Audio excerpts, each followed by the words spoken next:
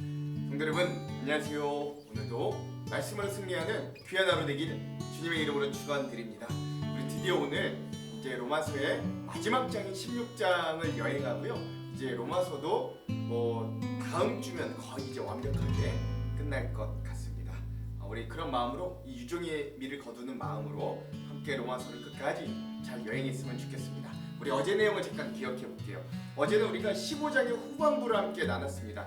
이제 바울은요 15장부터 16장 이 두 장에 걸쳐서는 이 편지를 마무리하는 작업을 쓰는 겁니다. 사실 엄밀히 이야기하면 15장에서 제대로 된 편지는 다 끝나고 오늘부터 우리가 볼 16장은 약간 출신, 그러니까 포스트 스크립트, 그러니까 뒤에 덧붙이는 말에 해당한다고 볼 수 있는 거예요. 어쨌든 우리 어제 이제 이 편지의 가장 마지막에 15장 후반부를 함께 봤는데 로마 교인들에게 편지를 마무리하며 두 번째 시간이고요.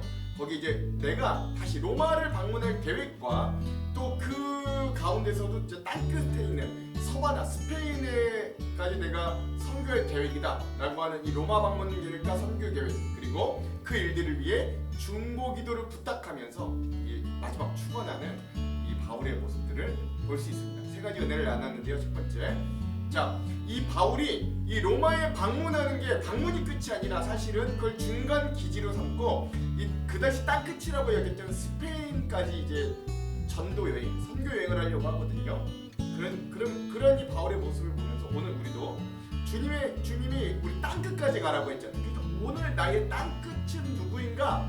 아니면 그게 무엇인가를 한번 고민해 보자는 겁니다. 그리고 그 땅 끝, 가장 먼 곳 같고 가장 어려울 것 같은 그 땅 끝을 포기하지 말고 그 땅 끝을 향해 복음을 전하는 데 여전히 애쓰는 사람들이 되어야 한다. 저희 어머니 예도 들었잖아요. 그 외할머니와 외할아버지를 복음을 알게 하기 위해 또 예수를 받아들이게 하기 위해 17년 동안이나 기도했다. 자기의 부모인 외할머니와 외할아버지를 땅 끝으로 여기고 그 17년, 18년을 기도해서 드디어 그분들이 믿음으로 고백하게 만들었던 귀한 은혜들도 나눴는데 오늘 우리의 그런 땅 끝은 누구인가? 여러분 이것들을 한번 기억해보자. 이게 첫 번째 메시지요. 두 번째, 땅 끝까지 복음을 전하는 일은 먼저 가까운 자들에게로부터 나아가 그들을 돕고 세우는 일로부터 시작된다.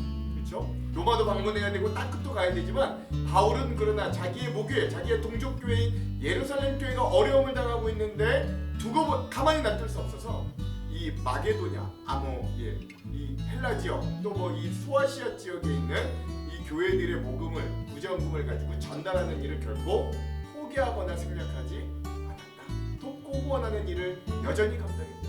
그러므로 오늘 우리도 이 멀리 있는 우리 교회도 4개의 선교지들을 후원하고 있지만 이런 일들도 무척 중요합니다. 보내는 선교사로서 중요하지만 그건 못지않게 중요한 건 내 옆에 주변에 있는 자들에게 먼저 가서 그들을 돕고 사랑의 마음으로 후원하고 그래서 그들을 복음 안으로 들여오는 것도 중요하다 라는 것도 두 번째로 나눴고, 마지막 세 번째, 자, 그리고 나서 이제 바울은 이 모든 일들을 감당하기 위해 이 로마 교인들에게 세 가지의 중보 기도를 하는 거예요. 첫 번째, 이제 내가 예루살렘으로 돌아가면 나를 노리고 있는, 나를 죽이려고 애쓰는 유대인들이 있을 텐데 거기서 내가 무사하기를. 두 번째, 이 모금에 간 구제원금이 예루살렘 교회에 잘 전달되고 그들이 받아들일 수 있도록.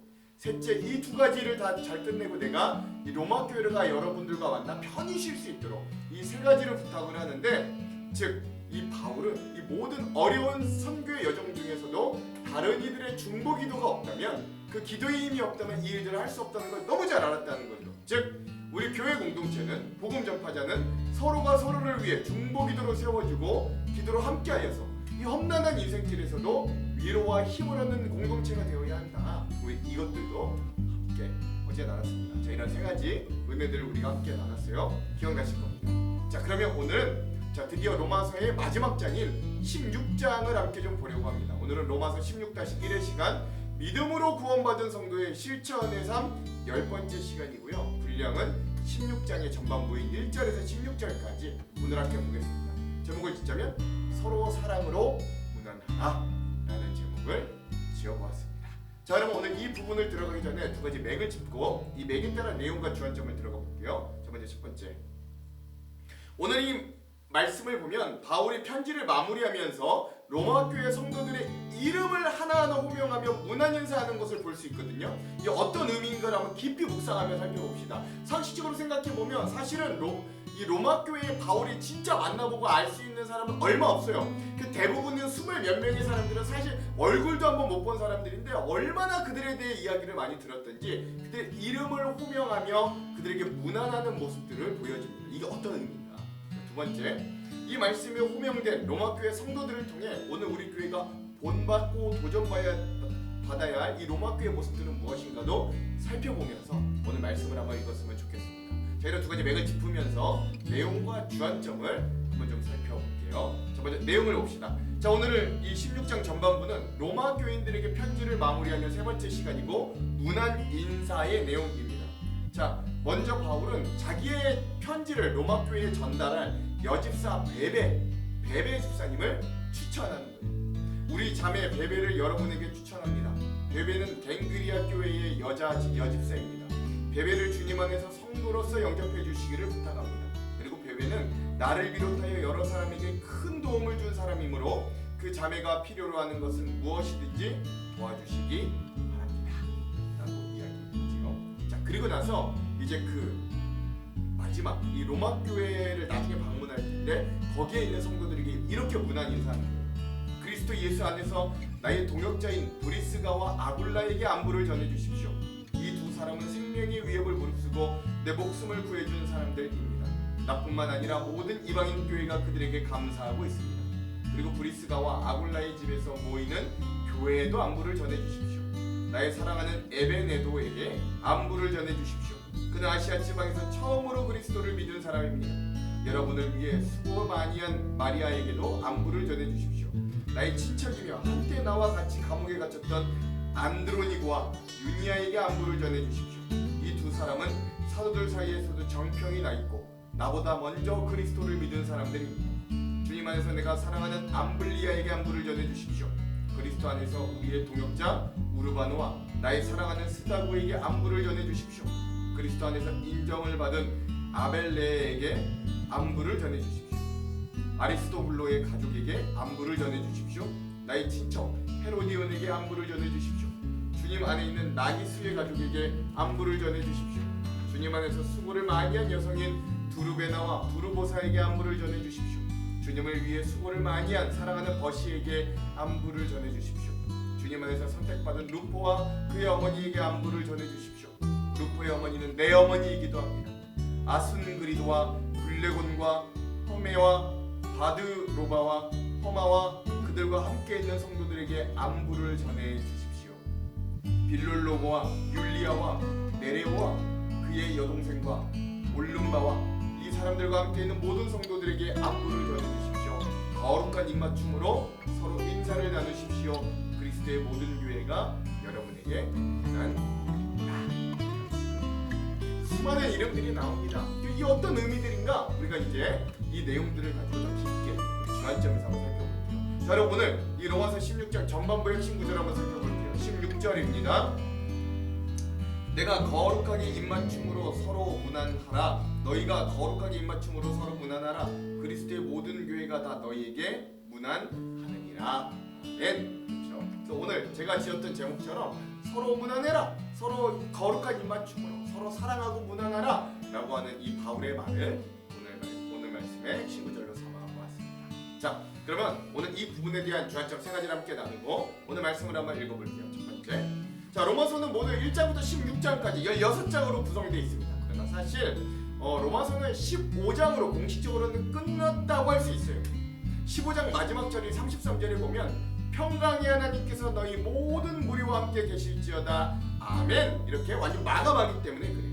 그렇다면 이 16장은 뭘까요? 덧붙여서 쓴 편지, 곧 추신, 포스트 스크립트입니다. 바울이 편지를 다 쓰고 나서 미처 못한 말이 있어 덧붙여 쓴 부분이 바로 이 16장이다 라고 하는 거죠. 그런데 이 16장을 보면 누구에게 문안하라, 누구에게 안부를 전해라 라는 등의 문안 인사들로 구성이 거의 다 되어 있습니다. 그래서 오랫동안 이 로마서 16장은 단순한 인사말 정도로 간주되고 주목을 받지 못했어요. 심지어 초기 기독교 교부들이나 신학자들, 성경의 주석가들에게도 이게 잘 주목받지를 못했고 그저 인사말 정도로 여겨졌다고 합니다. 그러나 조금만 유의해 보면 이 16장 전반부에 이 문안인사 부분은 매우 중요한 본문이라는 걸 알 수 있어요. 이 로마서 16장을 통해 당시 로마 교회 구성원들에 대한 정보를 우리가 얻을 수 있고, 이 정보를 통해 로마 교회가 어떤 교회였는가를 우리가 알 수 있기 때문에 그렇습니다. 뭐 완벽하진 않지만 그래도 많은 부분 추정이 가능한 거예요, 합리적으로. 그러면 아쉬운 점은 여러 이름들이 나오지만 대부분 오늘 본문에만 나오는 사람들이 대부분이고, 다른 성경에 등장하는 사람들은 소수여서 그 이름들이 간단히 언급되기 때문에 이들이 어떤 사람들인지 구체적으로 알기는 쉽지 않습니다. 그래서 우리는 보통 오늘 본문을 보면 바울이 편지를 마무리하고 있구나 하면서 우리 역시 이 부분을 쉽게 넘길 수가 있는 거예요. 그러나 그건 왜 그러냐, 우리가 본문에 나오는 사람들이 잘 모르기 때문에 그럴 수 있습니다. 근데 여러분, 한번 우리 거꾸로 이 편지를 직접 받는 로마 교회 성도들에게 이 편지에 담긴 자신들의 이름들이 우리가 생각하는 것만큼 그렇게 가볍게 다가오지는 않았을 거라고. 그 바울의 쓴 편지에 내 이름이 들어있고 문안을 받고 막 칭찬을 받고 격려를 받으면 이 이름들이 굉장히 특별하게 느껴지고, 이 이름이 호명된 문안 인사를 받은 그들에겐 교훈과 도전과 격려가 되었을 거라는 거죠. 이 본문의 이름들을 그래서 다시 한번 생각해보면 이 이름들은 참으로 귀하고 감사하게 되는 그런 이름이라는 걸 우리가 생각해 볼 수 있습니다.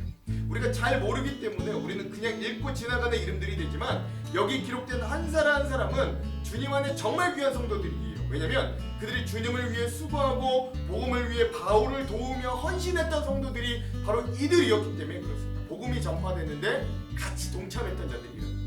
섬김의 모양이나 그 분량에는 차이가 있을 수 있지만, 또 본문에서 각 사람을 향한 바울의 표현들에는 차이가 있지만, 그럼에도 우리가 알 수 있는 건 바울은 특별히 이 이름들을 언급하면서 교회가 서로를 귀하게 여기고 서로를 격려하고 권하고 있다라고 하는 사실이라는 거예요. 만약 이 편지에 오늘 우리의 이름이 언급됐다면 우리는 또 어땠을까요? 온 교회가 나의 수고에 대해 감사의 마음을 전한다면 그게 나에게는 굉장히 큰 격려가 되고 기쁨이 되지 않았을까요? 물론 우리는 사람이 아니라 주님을 바라보고 주님의 인정과 기쁨을 구합니다. 주님이 우리의 모든 수고를 아시기 때문에 우리의 초점은 항상 주님께 맞춰주고 우리의 마음은 항상 주님을 향하고 있어야 됩니다. 하지만 그와는 별개로 성경은 서로를 격려하고 서로를 칭찬하고 서로를 세워주라고 말합니다. 서로의 섬김에 대해 그것이 우리가 서로에 대해 사랑을 표현하는 좋은 방법이기도 한 거예요. 이런 사랑의 표현을 우리는 오늘 말씀에 보면 문안하라 라는 명령으로 이해할 수 있습니다. 오늘 본문에서 문안하라고 하는 명령이 많이 나오는데 총 17번이나 나오는 거. 우리가 보는 개역개정 성경은 자연스럽게 번역하기 위해 문안하라 라는 명령을 한 번 더 추가해서 총 18번이에요. 그러니까 원문엔 17번, 우리 성경엔 18번이나 나온다고. 문안한다는 건 인사하며 안부를 전하는 걸 말합니다. 그러므로 주님 안에서 문안하고 인사하는 건 서로에 대한 관심으로 서로를 더 알아가고 서로를 더 이해한다는 걸 의미하는 거예요. 우리 아무한테나 모르는 사람한테 인사하지 않잖아요. 그래서 한 신학자는 어쩌면 그렇게 중요하지 않은 것 같은 이 로마서 16장을 신약에서 가장 교훈적인 장 가운데 하나라고 평가하며 말하기도 한다. 교회 안의 사랑의 관계를 이 문안을 통해 장려하기 때문에 그렇습니다. 사랑은 행하지 않으면, 사랑을 표현하지 않으면 알 수 없는 거잖아요. 할 수 있는 다양한 방법으로 사랑을 나타내지 않으면 사랑은 사랑으로서 그 역할을 할 수 없는 것이죠. 이렇게 서로에게 관심을 표하고 나의 마음의 호감과 격려의 마음을 표현하는 건 우리에게 생각보다 놀랍고 큰 힘을 이루게 합니다. 가지고 있는 거예요. 계산하지 않고 따지지 않고 그냥 그런 사랑을 받게 되면 이제 그냥 막 헌신하게 돼요. 이렇게 서로 사랑하고 사랑을 받으면 다른 게 눈에 들어오지 않아요. 또 상대에 대해 계산하고 따지지 않고 그냥 그를 위해 헌신하게 됩니다. 스스로 사랑하여 상대를 위해 수고하고 희생하는 모습으로 나아가게 되는 거죠. 우리를 위해 자신의 모든 것을 희생하신 하나님의 사랑, 우리가 그런 사랑을 받은 자로서 계속해서 사랑과 문안하는 문화를 교회 공동체와 우리 삶의 전 영역에서 회복해야 될 사명이 이 말씀을 보면 여기에 있는 겁니다. 그러므로 오늘 우리 교회 공동체도 서로가 사랑으로 서로의 수고를 알아주고 사랑으로 서로를 귀하게 여기고 사랑으로 서로를 섬기는 일을 하기를 저는 간절히 소망합니다. 그렇게 서로에게 사랑으로 행하는 것, 그게 바울이 로마 교회에 문안하라 라는 명령으로 우리에게 교회 공동체 안에서 실제적으로 적용하는 그런 방법이 바로 이 무난하라라고 하는 명령을 우리 교회 안에서 실제적으로 적용할 수 있는 방법이 바로 서로 격려하고 서로 사랑으로 인사하고 서로 칭찬하고 안아주는 것, 이거라고 할 수 있죠. 그러므로 오늘 우리의 삶에도 이렇게 서로가 서로에게 사랑의 문안과 인사로 관심과 격려로 사랑을 전하는 귀한 하루가 되기를 간절히 소망합니다. 두 번째, 자, 오늘 본문의 내용을 두고 고신대학교 명예교수인 이상규 목사님께서 수영로 교회에서 설교하신 내용이 잘 정리되어 있어서 제가 따로 준비하기보다 그거를 좀 여러분들과 이제 앞으로 2번과 3번을 좀 공유하려고 합니다. 자, 내용은 이래요. 로마서가 기록된 1세기 헬라 로마서에서는 모든 사람을 세 가지로 판단했다고 합니다. 신약 성경이 기록된 당시의 관례예요. 첫 번째는 뭐냐? 그가 인종적으로 유대인인가 이방인인가? 둘째는 사회 신분상으로 그가 자유인인가 노예인인가? 셋째로 성별로는 그가 남성인가 여성인가 하는 점이었다고 합니다. 이런 기준대로 로마서 16장에 기록된 이름들을 보면 로마교회 구성원들을 그래도 좀 유추해 볼 수 있습니다. 이름을 살펴보면 로마교회는 유대인과 이방인, 노예와 자유인, 여성과 남성이 함께 있는 공동체라는 걸 이런 사실을 통해 알 수 있다고 하는 거예요. 이 점을 당시의 관례를 한번 살펴봅시다. 첫 번째는 뭐냐면 인종적으로 그가 유대인이냐 이방인이냐 한번 살펴봅시다. 이름 전후에 인종이나 민족에 대한 언급이 없는데 어떻게 알 수 있냐면 3절과 7절과 11절을 보면 알 수 있습니다. 자, 읽어볼게요. 3절, 너희는 그리스도 예수 안에서 나의 동역자들인 브리스가와 아굴라에게 문안하라. 7절, 내 친척이요 나와 함께 갇혔던 안드로니고와 유니아에게 문안하라. 그들은 사도들에게 존중이 여겨지고 또한 나보다 먼저 그리스도 안에 있는 자라. 11절, 내 친척 헤로디온에게 문안하라. 나기수의 가족 중에 주 안에 있는 자들에게 문안하라. 아멘. 자, 여기 7절과 11절에 보면 안디로니고와 유니아를 내 바울의 친척이라고 말하고 있는데 여기서 친척은 친족이라는 의미죠. 즉 그들도 바울과 같이 유대인이라는 뜻입니다. 또한 우리가 사도행전을 통해 이미 알고 있는 사람들 중 대표적인 유대인 3절에 브리스길라와 아굴라 부부도 유대인인 걸 우리는 사도행전을 통해 이미 알고 있죠. 이렇게 볼 때 브리스길라와 아굴라 3절에 나오고 또 아드로니고와 유니아 4명 7절 그리고 헤로디온 11절 이런 나오는 이런 사람들 5명은 유대인인 걸 알 수 있는 거예요. 그리고 호명된 모두는 다들 그리고 나서 이 나머지 호명됐던 모든 사람들은 다 이방인 출신 성도들입니다. 그래서 로마서 16장에 언급된 이 로마 교회 안에 있는 성도들 26명 가운데 5명은 유대인이고 나머지 21명은 이방인이었다. 호명된 사람들 중에서는요. 그런 걸 좀 알 수 있습니다. 이게 뭘 의미할까요? 당시 유대인과 이방인 간의 관계를 생각해보면 이게 굉장한 의미라는 걸 알 수 있습니다. 유대인은 이방인을 무시하고 폄하했습니다. 원수처럼 여겼어요. 보통 이 당시 유대인들에게 하나님께서 왜 이방인을 만드셨냐라고 물으면 유대인들이 뭐라고 대답했냐? 그들을 지옥의 불의 연료로 사용하기 위해 하나님이 이방인을 만들었다고 보통 유대인들이 대답했다고 합니다. 이 당시. 네. 그 유대인 또 하나 유대인 남성이 이방인 여성과 결혼한다면 그 남성에 속한 공동체에서 그 남성이 장례식을 치를 정도였다고 합니다. 넌 이제 죽은 사람이나 마찬가지. 너는 이제 이방인이야. 뭐 이렇게 이방인 여인과 혼인하는 것만으로도 죽은 것과 동일시한 거예요. 이런 시대의 로마 교회는 유대인과 이방인의 차별의 장벽을 헐고 하나의 공동체, 즉 유대인과 이방인이 하나의 그리스도 공동체로 보였던 겁니다. 두 번째, 이름들을 통해 사회적 신분의 문제도 한번 살펴봅시다. 로마 교회는 자유인과 노예인들이 혼합된 공동체였음을 알 수 있습니다. 성경에 보면 이름만 언급되어 있는데 이 이름만으로 사회적인 신분을 연구하는 자들을 보면 그걸 알 수 있다 그래요. 헬라어나 로마 이름 중에 노예 이름으로 고정화된 이름들이 있었기 때문입니다. 우리도 조선시대 뭐 돌쇠, 개똥이, 뭐 아무개 이런 것들이 보통 좀 천한 사람들의 이름들이었잖아요. 네, 보면 보통 이제 이렇게 유추할 수 있는데 헬라어나 로마 이름 중에 노예 이름으로 고정화된 이름이 있었는데 이 이름을 가지고 16장을 보면 그들의 사회적 신분을 알 수 있습니다. 예컨대 이름 뭐예요? 빌레몬서의 오네시모는 흔히 유익이라는 이름으로 번역되지만 이거 제대로 의역하자면 쓸만한 놈이라는 뜻이라고 합니다. 보통 그랬다 그래요. 이 당시에 노예들 중에서 이름이 오네시모라는 노예가 많았다는 거죠. 그 뜻이 쓸만한 놈, 얘 쓸만한 놈이야 이런 뜻이었다는 거예요. 보통 이게 오네시모라는 말은 노예의 이름이었다는 거예요. 그래서 이름을 보면 그 사람의 사회적 신분을 대충 짐작할 수 있습니다. 이 16장 전반부에 등장하는 26명 중에 일부는 노예 또는 해방된 노예 신분이었다는 거예요. 이 당시 상황을 역사적으로 추적하여 연구한 결과 일반적으로 8절에 나오는 암볼리아, 11절에 헤로디온, 12절에 두루베나와 두루보사, 12절에 버시, 15절에 네레오 등은 아예 노예였고, 5절에 마리아, 7절에 유니아, 15절에 율리아 등은 해방된 노예였거나 아니면 해방된 노예의 후손으로 간주되고 있다고 볼 수 있다고 합니다. 학자들이 연구해보니까 그렇다는 거예요. 그 노예 신분의 사람이 9명 내지 많이 보면 11명까지도 볼 수 있는데, 반면 브리스길라와 아굴라, 우르바노, 루포 등은 자유인이었습니다. 이렇게 볼 때 자유인은 15명 내지 17명으로 볼 수 있는 거죠. 9명에서 11명이 노예 출신이거나 노예, 그리고 자유인은 15명에서 17명 정도로 볼 수 있는 거예요. 이게 무슨 의미가 있을까요? 이거 무슨 의미냐면 로마 교회 내는 당시 사회적 신분의 벽을 헐고 그리스도 안에 한 식구가 되어져 있었음을 볼 수 있는 것이죠. 여러분, 당시 노예가 어떤 신분이었는가를 생각해보면 이거 굉장한 일이라는 걸 알 수 있는데, 노예는 로마법적으로 인간이 아니라 물건이었습니다. 법적으로. 여러분, 이 유명한 철학자 아리스토텔레스마저도 노예를 생명이 있는 도구 혹은 움직이는 물건이라고 부를 정도라고 해요. 그런데 로마 교회는 그런 노예와 자유인의 차별을 철폐한 거죠.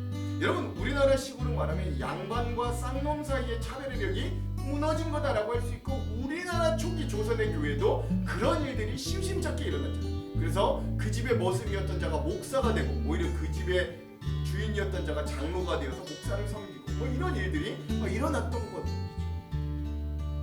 자, 마지막 세 번째, 또 로마 교회 내 성별의 문제도 한번 따져봅시다. 이름을 가지고 성별 구분하기가 쉽다고 합니다. 이 남자 여자 이 여자 이름이 남자 이름 여자 이름이 따로 있었죠. 우리나라도 보통 그렇잖아요. 로마 교회는 남성과 여성이 함께하는 공동체였습니다. 26명 중에 3절에 브리스가, 5절에 마리아, 두르베나와 두루보사 12절에 또 버시, 율리아 15절, 7절에 유니아, 13절에 루포, 15절에 네레오 등이 여성의 이름이었습니다. 근데 뭐 유니아는 남성들도 좀 이름을 썼나봐요. 근데 남성이란 가능성도 있지만 어쨌든 뭐 그렇게 볼 때 이 로마 교회 지금 호명된 사람 26명의 호명된 사람 중에 여성들은 8명에서 9명 정도를 볼 수 있고, 그 나머지 17명에서 18명은 남성의 이름입니다. 당시 남성과 여성이 동등한 관계가 아니었어요. 1세기 이 당시 이 로마의 남녀 차별이 얼마나 심했을까요? 유대 사회에서 여성은 일국에서 할 때도 포함하지 않았잖아요. 여성은 남성의 종속적인 존재로 여겼습니다. 그런데 로마 교회는 남녀 간의 차별과 구분이 철폐되고 동일한 믿음의 식구가 되었음을 또한 보여주는 거예요.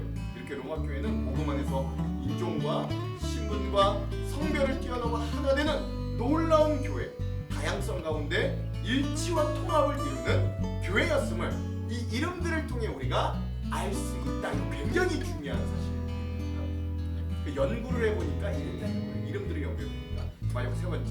자, 그러므로 우리는 로마서 16장을 통해 다음 몇 가지 교훈들을 얻을 수 있습니다. 세 가지. 자, 첫 번째는 뭐냐면 그리스도 안에서 교제가 얼마나 폭이 넓었는가를 보여주는 거죠. 바울은 1400m나 떨어져 있고 한 번도 방문하지 못한 이 교회가 로마 교회였지만 이 26명의 이름을 거명하면서 애정어린 문안을 지금 하고 있는 거예요. 이럴 때 그리스도인의 교제는 폭이 넓고 상상을 초월하고 심지어 아름답습니다. 이 복음 안에서의 교제는 유대인과 이방인, 노예와 자유인, 남자와 여자의 구분이 없습니다. 바울은 여러 성도들에게 애정과 사랑으로 인사하고 있습니다. 바울의 폭넓은 교제를 우리 보게 됩니다. 이 편지는 믿음 안의 교제가 얼마나 소중한 것임을 우리에게 보여주고, 또 우리의 교제도 이렇게 폭이 넓어지고 아름다운 교제를 회복하고 그리스도의 진실한 사랑을 나누는 공동체로 나아가야 된다는 걸 이렇게 보여주고, 우리의 사랑도 폭이 넓어야 됩니다. 두 번째, 이 편지를 통해, 이 문안 인사를 통해 구성원들의 다양성을 또한 보여주는 것입니다. 로마 교회에는 유대인도 있었고 이방인도 있었고 노예도 있었고 자유인도 있었습니다. 여성도 있었고 남성도 있었어요. 즉 인종과 사회적 신분과 성별차별이 극복된 다양성 속에서 일치된 연합 공동체였습니다. 그러니까 앞서 말씀드렸죠. 당시 유대 사회나 로마 사회에서는 상상도 할 수 없는 그런 일들이었어요. 어떻게 유대인과 이방인이 함께 자리할 수 있었고, 어떻게 노예와 자유인이 함께 앉아있을 수 있고, 어떻게 여성과 남성이 동일한 대접을 받을 수 있겠습니까? 그 당시는 일반적으로 상상도 할 수 없었지만 로마 교회는 사람이 만든 차별을 철폐하고 인습의 벽을 극복했던 거예요. 로마 교회는 어떠한 특정한 신분, 어떤 특정한 자격의 사람들만 모이는 교회가 아니었다라는 걸 확실하게 보여주는 거죠. 이 점은 예수 그리스도를 머리로 하는 교회가 어떻게 해야 되는가를 너무나도 명확하게 우리에게 보여주는 거예요. 기독교 교회, 우리 그리스도인들의 교회의 특징은 구성원들의 보편성입니다. 즉 기독교가 전파하는 곳마다 이런 역사들이 일어났어요. 기독교 복음은 신분의 벽을 파괴하였고 이것이 로마 교회의 모습에도 여실히 드러났다라는 걸 알 수 있어요. 인종, 신분, 성별 다 무너뜨렸죠. 로마 교회는 당시의 차별의 벽을 헐고 유대인과 이방인, 노예와 자유인, 남자와 여자가 그리스도 안에서 하나된 교회였음을 보여주는 것. 이거 오늘 우리도 다양한 사람들이 모이지만 하나로 연합함을 배울 수 있어야 돼요. 마지막 세 번째, 이 로마 교회에 보낸 이 문안의 인사들을 보면, 그 나온 사람들을 보면 복음의 능력과 위력을 보여주는 거예요. 무엇이 유대인과 이방인, 노예와 자유인, 그리고 여성과 남성 사이에 가로놓았던, 분리되었던, 혹은 차별의 벽을 헐고 주님 안에 하나가 됐을까요? 그건 법입니까? 강제로 해서 그렇게 됐습니까? 그 제도 때문에 그랬습니까? 교육 때문에 그랬습니까? 그거는 것도 아니에요. 단 한 가지, 오직 복음의 능력 때문에 그 허물 수 없었던 벽이 닫혀있던 사람들이 하나로 뭉치게 되었던 거죠. 벽이 장벽이 제거된 거예요. 이런 정신을 보여주는 바울의 또 다른 편지가 바로 에베소서인데, 에베소서 2장 13절과 16절에는 이렇게 고백해요. 이제는 전에 멀리 있던 너희가 그리스도 예수 안에서 그리스도의 피로 가까워졌느니라. 그는 우리의 화평이신지라. 둘로 하나를 만드사 원수된 것 곧 중간에 막힌 담을 자기 육체로 하시고 법조문으로 된 계명의 율법을 폐하셨으니 이는 이 둘로 자기 안에서 한 세 사람을 지어 화평하게 하시고 그 십자가로 이 둘을 한 몸으로 하나님과 화목하게 하려 하심이라. 원수된 것을 십자가로 소멸하시고. 아멘. 방금 여기서 원수된 것이란 유대인과 이방인과의 관계를 보통 의미합니다. 근데 노예와 자유인의 관계도 좋았겠어요. 예수님의 보혈은 유대인과 이방인 사이의 벽을 제거하시고 십자가의 능력은 자유인과 노예 사이의 신분의 벽을 제거했어요. 보혈의 능력은 여성과 남성 사이에 가려놓아 있던 장벽을 파괴시켜버립니다. 오늘 우리에게 이런 복음의 능력이 있어야 되겠습니다. 서로가 서로를 수용하고 용납하고 받아들이는 사랑과 관용이 오늘 주님의 사랑을 통해 우리에게도 있어야 됩니다. 오늘 우리도 이런 바울의 문안 인사와 로마 교회 성도들의 이름들을 보며 깊은 사랑의 도전을 받습니다. 진정한 교회 모습에 대해서도 마찬가지로 깊은 도전을 받습니다. 여전히 우리 교회 공동체 내부에 남아있는 어떤 심리적 차별까지 우리가 허물고 진정한 그리스도의 사랑을 나눌 수 있어야 된다. 마지막으로 이들은 단 한 번의 이름들이 언급되지만 중요한 복음의 동역자들이 대부분이었던 사람들이다라는 걸 알 수 있어요. 이렇게 성경에 단 한 번 나오는 인물들이지만 바울은 이들을 복음을 위해 많이 수고한 자, 복음의 동역자들이라고 부릅니다. 여러분, 사실 이보다 더 영광스러운 칭호가 어디 있어요? 우리 그리스도인들. 세월이 지나고 난 이후에 누군가 우리를 향해 복음을 위해 많이 수고한 사람, 복음의 동역자다라고 말해준다면 이보다 더 큰 위로가 없을 거예요. 우리가 이 세상에서 여러 이름들로 불리지만 가장 영예로운 칭호가 있다면 복음의 동역자다라는 말일 겁니다. 이 세상에 복음의 대적자들이 얼마나 많아요? 아니, 대적자는 아니라고 할지라도 복음의 방관자들이 얼마나 많습니까? 이 땅에서 사는 날까지 복음의 방관자로 살지 말고 이 로마 교회 성도들과 같이 복음의 동역자들로 호명되며 살기를 바랍니다. 오늘 우리 교회 성도들 하나하나가, 저도 그렇고 여기 우리 삶에 의미가 있기 때문이죠. 우리가 해야 할 일이 단순합니다. 주님의 사랑으로 가족이 되었으니 그 교회 공동체의 사람들을 가족으로서 서로 사랑하는 것, 주님의 사랑을 본받아 사랑하는 것입니다. 그리고 그 사랑의 힘으로 복음 전하기에 애쓰며 서로 돕는 일, 이게 우리가 명확해야 될 일. 오늘 우리 교회도 이렇게 믿음 좋기로 소문난 칭찬받는 로마 교회처럼 서로에게 사랑으로 문안하고 서로의 다름을 보듬어 안아주고 서로 복음을 위해 애쓰고 돕고 힘쓰는 귀한 교회 공동체가 되기를 주님의 이름으로 축원합니다. 기도할게요. 하나님, 오늘 이 로마 교회에 보내는 편지에 바울이 호명한 26명의 성도들의 모습을 보며 하나님, 이들에게는 자유인과 노예가 있었고 유대인과 이방인이 있었고 남자와 여자가 혼합되어 있었지만 이들이 다 다른 상황, 인종, 성별 가운데서도 하나가 되었음을 오늘 우리가 본받기를 원합니다. 하나님, 오늘 우리가 속해 있는 이 교회 공동체에도 다양한 사람들이 모였사오니 우리가 넓은 품으로 주님의 사랑으로 하나 될 수 있도록 서로 격려하고 사랑으로 문안하고 하나님 그 힘을 가지고 서로 복음을 전하는데 격려하고 함께 힘쓰는 귀한 공동체, 주님의 칭찬, 사람들이 칭송을 받는 귀한 교회가 우리 교회가 될 수 있도록 인도하여 주시옵소서. 그렇게 하실 주님을 기대하며 예수님 이름으로 기도합니다. 아멘. 그럼 사랑하는 성도 여러분, 오늘 하루도 말씀으로 승리하십시오. 사랑하고 축복합니다. 화이팅! 제16장. 내가 갱그레아 교회의 일꾼으로 있는 우리 자매 베베를 너희에게 추천하노니 너희는 주 안에서 성도들의 합당한 예절로 그를 영접하고 무엇이든지 그에게 소용되는 바를 도와줄지니 이는 그가 여러 사람과 나의 보호자가 되었습니다. 너희는 그리스도 예수 안에서 나의 동역자들인 브리스가와 아굴라에게 문안하라. 그들은 내 목숨을 위하여 자기들의 목까지도 내놓았나니 나뿐 아니라 이방인의 모든 교회도 그들에게 감사하느니라. 또 저의 집에 있는 교회에도 문안하라. 내가 사랑하는 에베네도에게 문안하라.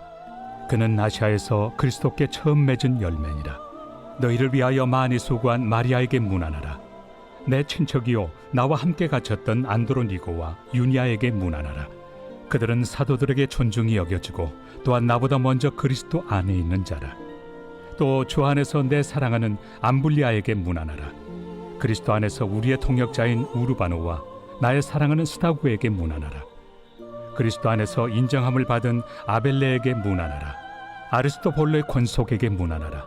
내 친척 헤로디온에게 문안하라. 나게소의 가족 중 주 안에 있는 자들에게 문안하라.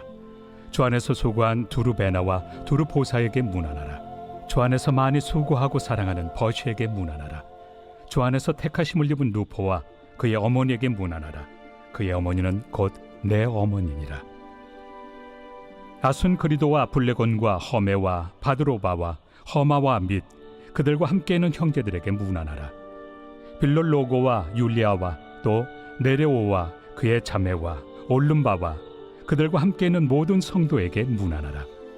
너희가 거룩하게 입맞춤으로 서로 문안하라. 그리스도의 모든 교회가 다 너희에게 문안하느니라.